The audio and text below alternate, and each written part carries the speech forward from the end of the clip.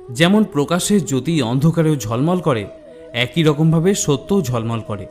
এজন্য মনুষ্যকে সর্বদা সত্যের পথেই থাকা উচিত।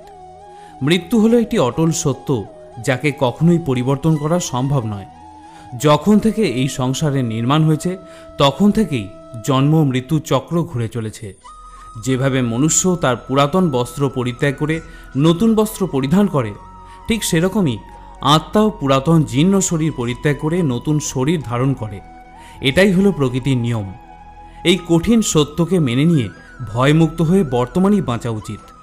যারা প্রকৃত জ্ঞানী ব্যক্তি, তারা না তো মৃত ব্যক্তির জন্য শোক করেন, না তো তাদের জন্য শোক করেন যারা জীবিত আছেন।